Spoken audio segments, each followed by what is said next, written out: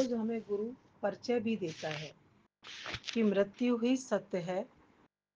अगर गर्भवती स्त्री के पेट में बच्चा आता है तो उसका जन्म सत्य है, ऐसे ही संसार में हर व्यक्ति की मृत्यु भी सत्य है। इस सत्यता को हम स्वीकार करने में भी डरते हैं, लेकिन करनी सबको पड़ेगी। इसीलिए रोज रोज हमें ब्रह्म ज्ञान का रसपान गुरु कराता है, रोज हमारी मौत से भी मुलाकात कराता है, रोज हमारे जीवन से भी मुलाकात कराता है गुरु, रोज हमारे कर्मों से भी हमारी मुलाकात कराता है। हर चीज में हमको गुरु साधना करना सिखाता है ना। तो ये बहुत बड़ा परमात्मा का चमत्कार है। भोगी भोग कर जाए, रोगी रोग से जाए, योगी योग से जाए। अब हमारा निश्चय है कि हम क्या करके जाना चाहते हैं, योगी बनना चाहते हैं, भोगी बनना चाहते हैं, या रोगी बनना चाहते हैं। सृष्टि में हर व्यक्ति आजाद है, आपको जो करना है वो करो। आपको रोगों को निमंत्रण देना है तो खान पान बिगाड़ो, लाइफ स्टाइल बिगाड़ो, आपको रोग अपने आप आ जाएंगे। आपको भोग में जीना है तो पदार्थों का भोग विलास करते रहो, विषय वासनाओं का भोग विलास करते रहो। आप विलासिता पुरुष में, विलासिता इंसान को कमजोर बनाती है। जिस चीज में भी आपकी भोग प्रवृत्ति है, आप उस प्रवृत्ति में कमजोर होते चले जाते हैं। तो अब आपका निर्णय है कि आपको भोगी बन के जीना है कि रोगी बन के जीना है। जब जीवन में गुरु आता है तो ना हमको रोगी बनाता है ना हमको भोगी बनाता है, गुरु हमको योगी बनाता है। तो आज हमारा योग गुरु परमात्मा से लगा देता है, अपने अंदर की स्वरूप की पहचान कराता है, तो हमारा योग परमात्मा से जुड़ना शुरू हो जाता है। और जिसने खुद को पहचाना वही परमात्मा को पहचान सकता है। कई बार हम भगवान की पूजा पाठ करते रहते हैं, भगवान को श्रेष्ठ मानते हैं पर खुद को नहीं पहचान पाते। खुद को पापी मानते हैं, सामान्य मानते हैं, प्राणी मानते हैं, लेकिन खुद को एक परमात्मा का अंश नहीं मानते। तो जब हम परमात्मा का प्रकाश अपने में नहीं कर पाएंगे तो हमसे कर्म कैसे होंगे, अंधकार वाले होंगे। और इस अंधकार से ही हमें गुरु बचाना चाहता है। प्रकाश में आते जाओ तो अंधकार अपने आप चला जाएगा, भगाना नहीं पड़ेगा। आज आप गुरु की बात मानते जाओ, गुरु के वचन पर चलते जाओ, आपका सारा कार्य अपने आप, प्रकृति आपके कार्य सिद्ध करेगी, आपके जीवन का उद्देश्य सिद्ध करेगी। प्रकृति बहुत हेल्प करती है। ज्ञानी जो सोचता है प्रकृति में वो हाजिर हो जाता है। लेकिन ऐसी लीला कब होती है? और ज्ञानी लीला देख के भी बखान नहीं करता। आज हम देखते हैं दुनिया में लोग चमत्कार दिखाते हैं, देखो उस संत ने ये चमत्कार कर दिया, उस सन्यासी ने ये चमत्कार कर दिया। ज्ञानी हर समय अपने विचारों से चमत्कार करता रहता है, लेकिन वो किसी को जाहिर नहीं होने देता। इसीलिए उसका परमात्मा पे अटूट विश्वास होता है, गुरु पर अटूट विश्वास होता है और गुरु के वचन पर होता है। तो करिश्मा सबसे बड़ा ये हुआ गुरु मिलने के बाद कि ये जीवन अंदर से शांत होता चला गया। विषय विकारों ने अपना रास्ता बदल दिया, मन ने अपना रास्ता बदल दिया, जीवन का एक सुंदर सा रास्ता दिखाई दिया गुरु ने। उस पे ही लगा कि यही रास्ता सबसे सुंदर है और यही रास्ता मुक्ति का रास्ता है। आज कोई रोग ऐसे ऐसे बड़े बड़े पनप जाते हैं शरीरों में, कोई चिंता से रोगों को बढ़ा लेता है, कोई खान पान से बढ़ा लेता है, कोई विचारों से रोगों को बढ़ा लेता है, कोई राग द्वेष की अग्नि में जल के अपने आप को जलाता है। इन सब अग्नियों से गुरु हमें मुक्त करता है। इसीलिए रोज का सत्संग हमारे जीवन को नव जीवन देता है, नव जीवन भी मिलता है और नव निर्माण भी करता है। रोज अपने आप को अपडेट करने का एक मौका मिलता है। लगता है कि प्रभु तूने जो जन्म दिया है, ये जन्म प्रभु तूने इतना सुंदर दिया है कि इसको और सुंदर बना के तुझे समर्पित कर दूं। ये मनुष्य जन्म उसने जैसा दिया है ना, इसको और सुंदर, उसकी उम्मीद से अच्छा अपने आप को बनाते जाओ। गुरु अगर आप में एक अच्छाई की आशा करता है तो आप 4 अच्छाइयों को जन्म देके गुरु को दिखाओ कि हाँ, मैंने आपका ज्ञान स्वीकार किया है, मैंने आपके वचन पर चलना शुरू कर दिया है, मैंने आपके आदर्श को सामने रखकर अपने जीवन को बनाना शुरू किया है। जब गुरु को इतना विश्वास आपके कर्मों से हो जाएगा तो गुरु की दुआएं, गुरु का प्रेम अपने आप अंदर से बरसता है, कहने की भी जरूरत नहीं है कि गुरु मुझे साथ दे दे, कि मेरा नाम ले ले, है ना। कर्म के द्वारा ही हम सबके प्रिय बनते हैं और कर्म के द्वारा ही हम तिरस्कार भी किए जाते हैं। आप प्रिय बनना चाहते हो तो कर्मों की गति सही करो।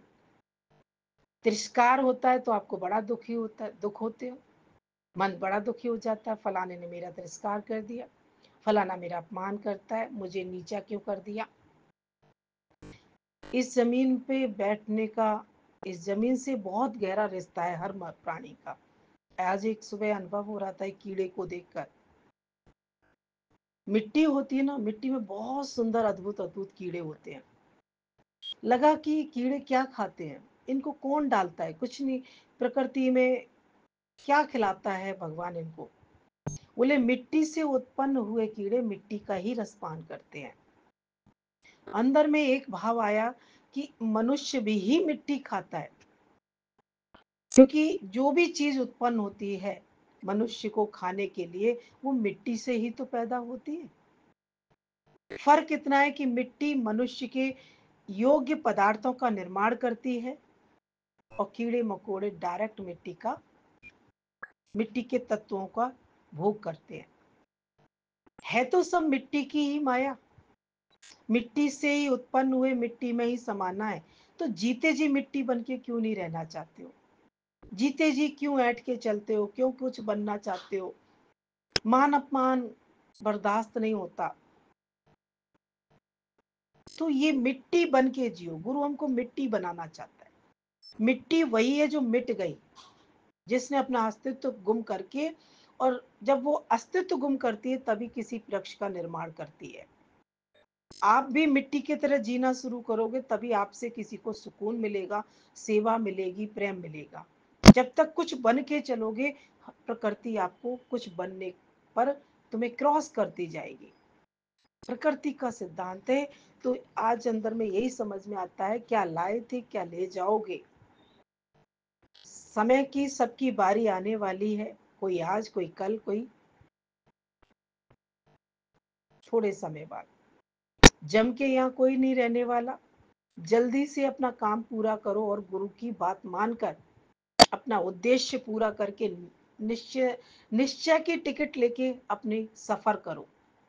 निश्चय की टिकट ले लो हाथ में और अपने आराम से इस संसार रूपी ट्रेन में सफर करो। ये संसार रूपी ट्रेन बहुत सुंदर है, बहुत आनंद देने वाली है, लेकिन इसमें दुख आपका मन देता है, आपका अहंकार देता है, आपके विषय विकार आपको दुखी करते हैं। बाकी किसी दुनिया की ताकत नहीं है कि कोई आपको दुखी कर सके। आज ये अनुभव से हम गुरुजी बोलते थे हमारे, कहते थे कि मनुष्य चाहे तो उसे कोई दुखी नहीं कर सकता। ये बात आज अनुभव होती है कि वास्तव में ये गुरु कितना प्रैक्टिकल से कहता है कि मनुष्य का अगर मन ना करे तंग तो तुझे ना कोई करे तंग। अगर तेरा मन ही तुझे रुला रहा है, तुझे नीचा दिखा रहा है, तुझे ऊपर दिखा रहा है, तो तुझे कोई ऊंचा नहीं कर सकता। तो अपने मन की गति संवारते जाओ।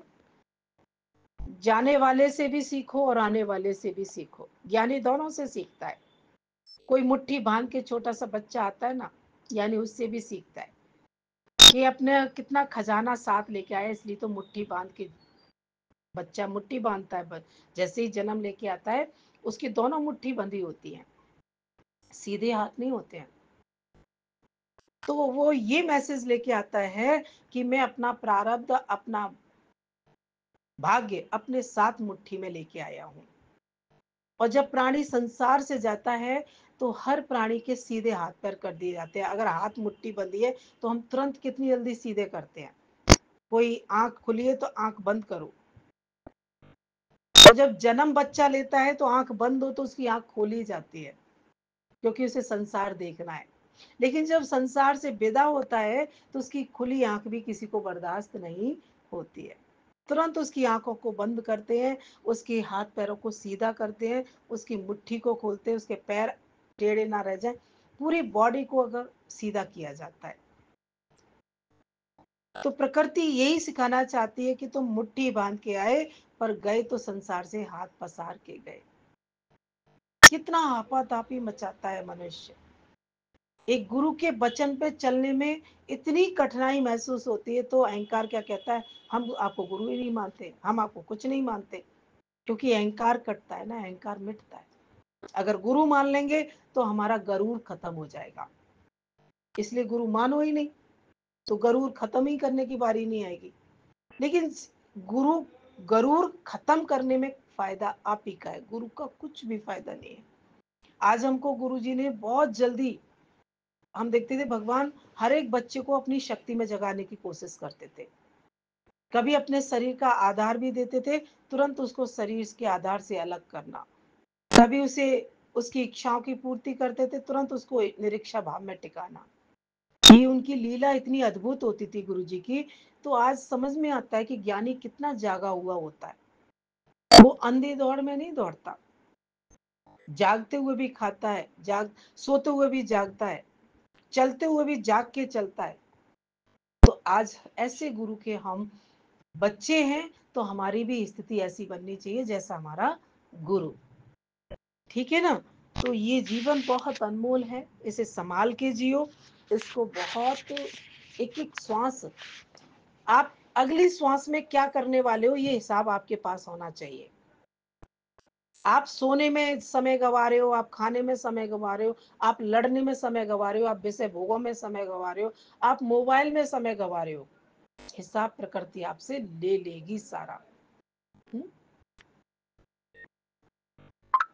अभी बहुत अच्छा एक कहानी समझ में आ रही थी, शायद आज गुरु की बुद्धि नहीं होती, उस कहानी को हम नहीं समझ पाते। जीवन में बहुत घटनाएं घटती रहती हैं, सुनता है आदमी, देखता है, लेकिन दूसरे पल ही भूलने की कोशिश कर भूल जाता है। उसे ये नहीं पता कि कोई भी घटना तेरे सामने घटित हो रही तो प्रभु आपको शिक्षा देने के लिए ही ये चीज आपके सामने ला रहा है। तो अच्छा लगा कि मनुष्य पढ़ लिख जाता है, बहुत ऊंचाई छू लेता है, पैसे की भी फ्रीडम मिल जाती है। आजकल इतना पैसा कंपनियां देती हैं कि थोड़ा सा पढ़ाई अगर शिद्दत से कर ली तो कंपनियां इतना लाखों, 2 लाख, 5 लाख का पैकेज दे देती है महीने का। पैसों से भी मनुष्य मुक्त हो जाता है, फिर उसके सामने कौन सी मंजिल बचती है। फिर उसे अगर ज्ञान नहीं है, समझ नहीं है, तो सांसारिक हर शक्ति का दुरुपयोग करता है। उसी की एक घटना है, इतना अंदर में उस घटना ने झकझोर दिया। बोले एक 25 साल की लड़की पढ़ लिख के बहुत अच्छा मुकाम हासिल करके, बहुत अच्छा उसने फोटोग्राफी सीखी, बहुत सब कुछ अच्छा सीखा। आजकल हर फील्ड में बहुत बड़े बड़े स्कोप हैं, कोई भी बच्चा किसी भी स्कोप में निकल जाए, हर एक स्कोप में उसकी मंजिल है।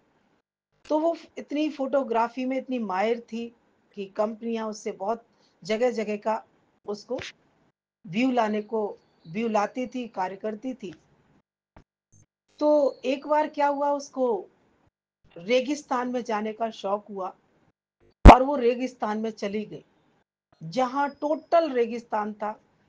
उसने अपनी व्यवस्था की, पूरा पैकेज बनाया, अपने आप को अपडेट करके अपना पूरा पैकेज, पूरी तैयारी के साथ रेगिस्तान में गई, बड़ी सी गाड़ी, बहुत सुंदर गाड़ी लेके, पूरा अपने आप को अपडेट करते हुए सामान लिया, सब कुछ लिया।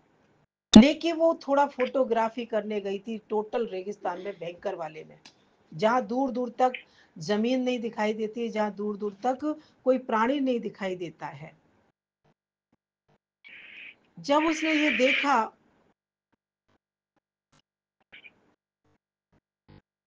तो उसके बाद जब वो रेगिस्तान में पहुंच गई, उसे नहीं पता था कि मेरा भविष्य किधर मुड़ने वाला है, मुझे अगले पल मेरे साथ क्या होने वाला है। जब उसने अपनी गाड़ी को रेगिस्तान की धूल में आगे लेती गई, धूल उड़ती गई और वो रेगिस्तान में आगे बढ़ती गई। आगे ये सच्ची घटनाएँ और इतना जगाने वाली घटनाएँ, अगर आप सीख सको, तो जीवन की मौत को दर्श इसमें जीवन का पूरा मौत सामने-सामने, मृत्यु से भी मुलाकात होगी, जीवन से भी मुलाकात होगी और अपने लक्ष्य से भी मुलाकात होगी। अपने आत्मविश्वास, आत्मबल से इंसान कितना अपने आप को खड़ा कर सकता है।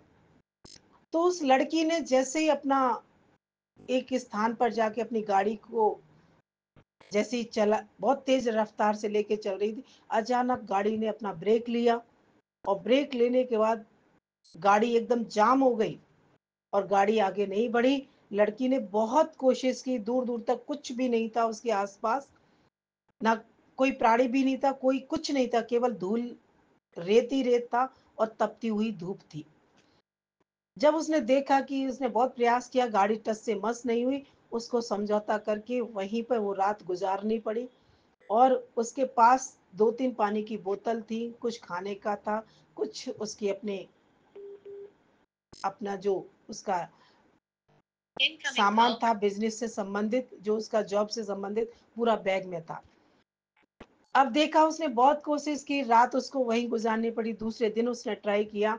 उसके 3 दिन ऐसे बीते उस रेगिस्तान में तपती धूप में, और तपती धूप में जो रेगिस्तान दिन भर तपता है, वही रेगिस्तान रात में बहुत ठंडी बर्फ भी उगलता है। ये रेगिस्तान की खासियत होती है कि रात के समय में इतनी शीत लहर चलती है, इतनी बर्फ गिरती है, तो जैसे ही सुबह होते ही वही बर्फ, वही शीत लहर धूप में कन्वर्ट होके बहुत बुरा माहौल अलग गर्मी का बन जाता है। इस तापमान को सहते-सहते उसे तीसरा दिन था, उसका तीसरे दिन भी उसका उसका सब पानी खत्म हो गया, उसने बहुत बूँद-बूँद करके उस पानी की कीमत की। सोचो रेगिस्तान में एक उसके लिए क्या-क्या चीज़ की कीमत रही। धीरे-धीरे करके उसका 5वाँ दिन आया, 5वें दिन उसको बहुत वो चलती रुकती, लेकिन कहीं दूर तक उसको कोई रास्ता नज़र नहीं आ रहा था। बार-बार वो अपने जो भी उसको अपने परिवार वालों का चेहरा याद आ रहा, अपने माँ-बाप का चेहरा, कोई नेटवर्क नहीं लग रहा, फ़ोन सब फ़ेल हो गए, सब कुछ खत्म। कभी-कभी इंसान इतना मॉडरेट हो जाता है कि वो कुछ भी नहीं सोचता है कि मैं तो सब कुछ कर सकता हूँ। सारी पावर मेरे हाथ में आ गई है, पैसा मेरे हाथ में है, मैं इतना धनपति बन गया, मैं इतना वो बन गया। लेकिन प्रकृति आपको बहुत कुछ सिखाती है, लेकिन प्रकृति की आवाज़ वही सुनेगा जो जागा हुआ वो होगा गुरु के ज्ञान से। उसने मौत को अब धीरे-धीरे वो निराश होने लगी, लेकिन चलती गई, खड़ी हुई, चली। धीरे-धीरे 10 दिन बीते, 15 दिन बीते, लेकिन उसे कोई आस नहीं दिख रही थी, कोई रास्ता मिलने का। 1 महीना बीता, उसको प्यास के लिए, एक-एक बूँद के लिए तड़प-तड़प के उसे कोई पानी की एक बूँद नहीं दिखाई दे रही थी। 2 महीने बीते और 2 महीने बाद एक ऐसा तूफ़ान आया, उस तूफ़ान में वो उसने एक पेड़ की शरण लेके उसने अपने आप को बचाया, नहीं तो वो तूफ़ान में गोल-गोल घूम के जाने कहाँ जाती। लेकिन उसने हर चीज़ को हिम्मत से सहा, अपने आत्मबल से सहा और उसकी ऐसे-तैसे वो तूफ़ान कई घंटों चलता रहा और चलने के बाद उसको जैसे ही तूफ़ान शांत हुआ और उसे एक ऐसा गड्ढा दिखाई दिया रेगिस्तान में जहाँ थोड़ा-सा पानी उस रेगिस्तान में उसे मिला और वो प्रकृति ने ही उसे इशारा दिया, उसकी प्रकृति हेल्प कर रही थी कि ये निराश नहीं हो जाए, ये मर नहीं जाए, ये हिम्मत नहीं तोड़ दे। तो उसको थोड़ा-सा पानी का गड्ढा जिसमें बालू ही बालू समाई हुई थी, लेकिन उस गंदे पानी को भी उसको पीने को उसे जीवन मिला। धीरे-धीरे करके उसका तीसरा महीना स्टार्ट हो गया। कम से कम 90 दिन तक वो संघर्ष बिल्कुल मृत्यु को बार-बार छू के वापस आ रही थी, लेकिन बार-बार उसके अंदर में हिम्मत आ रही थी कि नहीं मुझे अपना जीना है, मुझे ऐसे अपने आप को तोड़ना नहीं है, ऐसे-ऐसे मुझे मरना नहीं है। उसके अंदर की जो जीवनी शक्ति थी, जो उसकी अंदर की पावर थी जीने की, वो उसने बार-बार उसे खड़ा करती। 91 दिन उसके साथ में फिर एक चमत्कार हुआ, 91 डेज़ के आफ्टर आफ्टर मतलब 91 दिन बाद उसके जीवन में एक चमत्कार हुआ कि जब वो दिन में एक उनके, जैसे एक ऊंट का काफिला निकला उस रेगिस्तान से, तो ऊंट के उसे पद चिन्ह दिखाई दिए। तो उसने देखा कि यहाँ से कोई काफिला निकला है, इस काफिले जो ऊंट के चिन्ह हैं, इन चिन्हों पे ही चल के मुझे कोई मंजिल मिलेगी। अब उसने अपने गिरते पड़ते शरीर से वो चलना शुरू किया। चलते चलते चलते चलते वो काफिला जहां था वहां पे वो पहुंच गई, और वहां जाके उसने अपनी श्वासों को एकदम गहरे से होके गिर गई। जो काफिले ने देखा कि ये क्या चीज पड़ी है जो हर तरीके से नष्ट हुई दिखाई दे रही है, कोई लड़की नहीं दिखाई दे रही थी। काफिलों ने देखा तो कोई ऐसा फटा फटा सा, क्योंकि कपड़े भी जर्जर हो चुके थे, सब कुछ स्थिति बिगड़ चुकी थी उसकी। जब उन्होंने देखा कि ये तो एक कोई लड़की है, और उसको तुरंत वो हॉस्पिटल लेके गए, तुरंत उसको ट्रीटमेंट दिया गया। लेकिन उसके अंदर के आत्मबल, उसके अंदर की जो आत्म जागृति थी, उसने अपने आप को जीवित रखा। इसका सिद्धांत, इसकी जो कहानी की एक स्टोरी अंदर में जगाती है, और बहुत सब कुछ सिखाती है कि मनुष्य कभी कभी अपने ओवर फैशन में, ओवर स्मार्ट पने में कभी कभी ऐसे रास्ते चुन लेता है कि उसे नहीं पता कि अगले पल उसके साथ क्या होने वाला है। बलिहारी अपने सतगुरु की जो पल पल मुझे जगाए, ऐसा गुरु जो मुझे ऐसी अंदर की आंख दे देता है, जो कोई भी गतिविधि आने से पहले मुझे जगा देता है। हर स्थिति का ज्ञानी को आंकलन हो जाता है, और वो उसी उतना ही कदम बढ़ाता है जितना प्रकृति के साथ खिलवाड़ नहीं हो, और घर वालों के साथ भी नहीं हो, संसार में किसी का कुछ बिगड़े नहीं, परमात्मा को भी जवाब दे पाए। यानी हर कर्म संभल के करता है। उस लड़की का जो हाल था, उसकी गलती केवल इतनी थी कि उसने रेगिस्तान को चुना, और चुना उतना कि उसने कोई किलोमीटर का हिसाब नहीं रखा। उसने अपने आप को गाड़ी में ऐसे बिठा के दौड़ा दिया कि उसे नहीं पता था कि उसके जीवन के साथ क्या होने वाला था। तो जिंदगी कभी कभी ऐसा पड़ाव आपके जीवन में कभी भी ला सकती है। मौत को तुम करीब से दर्शन करो, मौत को छू के आओ। वही पड़ाव उस लड़की ने सहा।